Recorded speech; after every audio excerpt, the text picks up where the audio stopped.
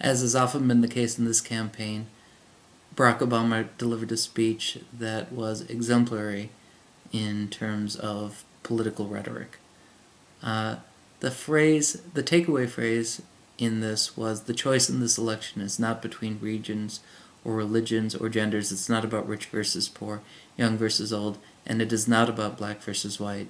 It is about the past versus the future. Barack Obama clearly thinks that's a winning message.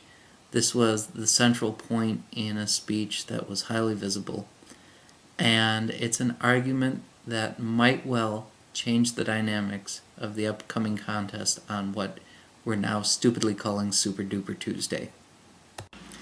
It'll be interesting to see how the mainstream media covers Obama's victory, and in particular Obama's powerful speech, or whether the next news cycle is dominated by someone who has a habit of dominating news cycles, and that's Bill Clinton.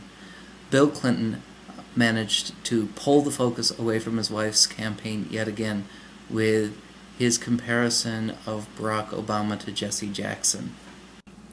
The clear import of Clinton's comparison is to suggest that black candidates do well in South Carolina, and thus Barack Obama's then impending victory could be discounted because, hey, South Carolina voters tend to like black candidates.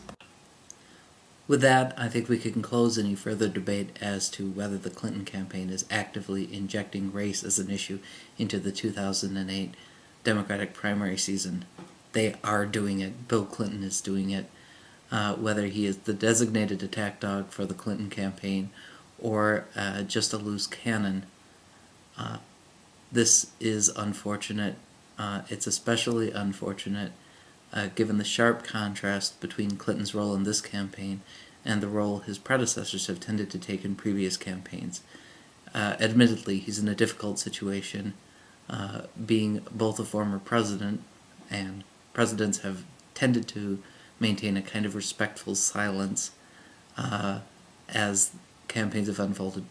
He's also a political spouse, and there are certain obligations, but I think you can draw a sharp contrast between the role he's taken and the role either Elizabeth Edwards or Michelle Obama has taken, both of whom have tended to be much more supportive of the merits of their spouses rather than attacking opponents.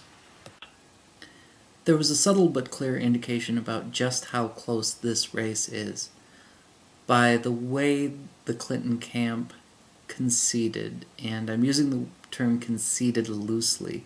They finished in a distant second place, and the Clinton camp elected not to have Hillary Clinton speak in the form of a traditional concession speech, but delivered a short message, a written message to the press.